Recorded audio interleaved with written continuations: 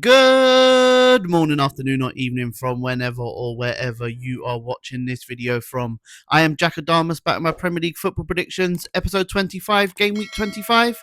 Let's get straight into it. Gonna be a good day, a good vibe, order in a bit of Postmates. To start game week 25, we start with the 8 p.m. kickoff tonight, which is Leeds hosting Nottingham Forest. We have 16th v 17th going head-to-head here. Leeds were brought back to reality after they got on a 5-game unbeaten run on home soil. They suffered a one-sided defeat last weekend as they lost 4-0 to Arsenal, so they'll need to put that straight behind them as they focus on getting back to winning ways in this one. 17th place Forest sits 6 points above the drop zone, and they've picked up a good run of form of late, where they are unbeaten in their last 3 games in all competitions, with 2 wins and a draw to their name. In regards to the league as well, they are unbeaten in their last 4 matches, so they will feel pumped up coming into this one. Forest did win the reverse fixture 3-1, but this game really could go either way. I do believe that both teams will have to settle for a point here though, in a high-scoring 2-2 draw.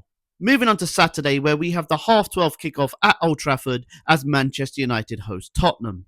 Man United currently sit 4th in the Premier League with 3 wins out of 3 under Michael Carrick when they won last weekend against Fulham in a 3-2 victory in that crazy game, which now extends their unbeaten run to 7 games, which is their longest unbeaten run since February 2022. Tottenham came from 2-0 down to draw 2-2 of Man City last weekend, but they looked like 2 completely different sides in that game in the first half and the second half. They will be hoping that the second half performance will be for the full 90 this weekend as they look to climb further away from the relegation and climb the table. And Tottenham are currently on their longest ever unbeaten streak against Man United with 5 wins and 3 draws in the last 8 matches. But I do believe that Michael Carrick will make it 4 out of 4, as I reckon they will get all 3 points here in a 2-1 victory. And for the first of the 5 3 p.m. kickoffs on Saturday, we start with Arsenal at home to Sunderland. Arsenal, after losing to Manchester United, had a massive game in their season as they went away to Leeds, and on paper it was a dodgy game, and we all wanted to see how they would react in their title charge, which they did in perfect conditions as they won that game 4-0, and then they followed that on midweek by booking a Carabao Cup final place by beating Chelsea and securing a place in that Carabao Cup final. Sunderland bounced back to winning ways after losing to West Ham. They now find themselves 8th in the table, 5 points off of the top 4 and 16 points off of relegation, where 99% of us thought they wouldn't be come this time of the season. They have lost 3 of their last 4 visits to London though, the other one finishing in a draw, so it will be a hard task for them this weekend. And with Arsenal being unbeaten against Sunderland in their last 13 Premier League head-to-heads, I do believe it will be 14 come full time, as I reckon Arsenal will get another victory here in a 2-0 win. Next up, we have Bournemouth at home to Aston Villa. Bournemouth currently sit 12th in the table, and after going on a run of 11 matches without a victory, they've now followed that up by winning 3 of their last 4 games, the other one ending in a draw, which has now seen them making a late push for the European places. Villa looked like they was in a title race, but they now find themselves 7 points from top spot, and that is because they've lost 3 of their last 6 Premier League matches, where they also lost last weekend to 10-men Brentford, which took a massive hit in their title aspirations, and they've got another hard test against them in front of them this weekend, so how will they react? Only time will tell. Bournemouth are winless in their last 6 Premier League head-to-heads against Villa. Make that 7 come full time, as I reckon the honours will be shared in this one in a high-scoring 2-2 draw. Next, we travel to Turf Moor, where we have Burnley at home to West Ham. Both teams currently sit in the relegation zone, but Burnley sit in the worst of position as they sit 19th, 11 points from safety, and they did show some fight in their 2 games prior to their last game where they got draws, but last weekend they showed no fight on Monday, where they lost 3-0 to Sunderland, which now means they've got no wins in their last 15 matches. West Ham do look like the only team in the relegation zone that do have a chance of survival. After winning back-to-back games, they suffered heartbreak last weekend, where they suffered defeat in the last minute to Chelsea when they went 2-0 up and they ended up losing that game 3-2. But they do find themselves only 6 points from safety, which is catchable, but it's games like this that they have to win to show that they are serious about survival this season. And with Burnley not winning any of the last 7 head-to-heads between these two sides, I do believe that will continue, as I can see West Ham winning here in a scrappy 1-0 victory. We now move to Craven Cottage, where we have Fulham at home to Everton. Both teams currently sit on almost identical records in the Premier League, where they both sit on 34 points and a -1 goal difference. Fulham did lose last weekend though, as they lost 3-2 away to Manchester United, which did come with attached to some dubious VAR calls, but they are still in the hunt for European football, as they have only got 2 losses in their last 9 Premier League matches. Everton were involved in a stoppage time equaliser last weekend, which thankfully for them went in their favour, which now means they only have one defeat in their last 7 Premier League matches, and they are better on the road where they have picked up 18 points this season, and they've only conceded 11 goals in their 12 games on the road, which is the second best in the Premier League.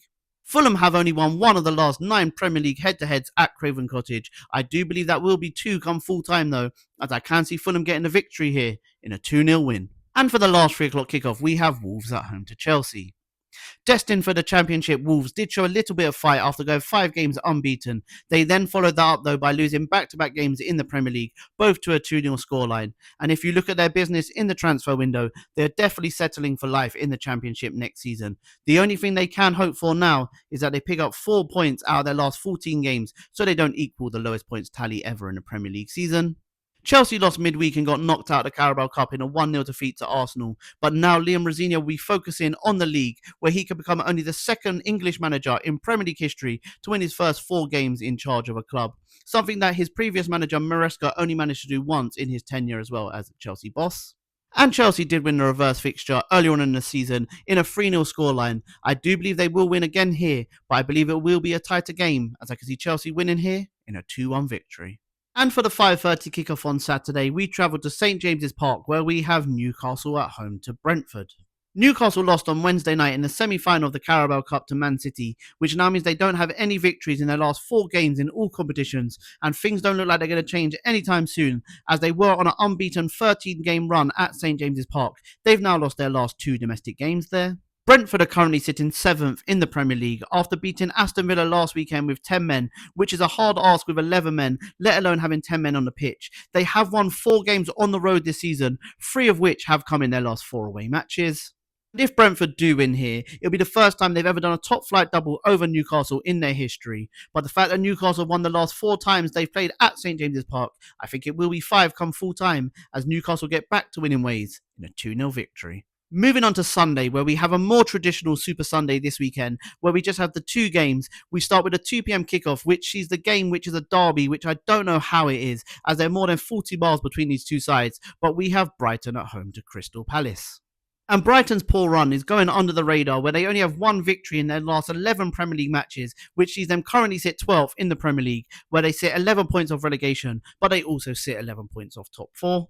And Crystal Palace's form is no better, where they don't have any victories in their last 9 league matches, with 3 draws and 6 losses to their name. They have brought in Jurgen Strøm Larsen to help them in the attacking sense, where they have only scored 5 goals in their last 9 league matches, and now that has seen them drop into the relegation mix, where they sit only 9 points above the drop zone.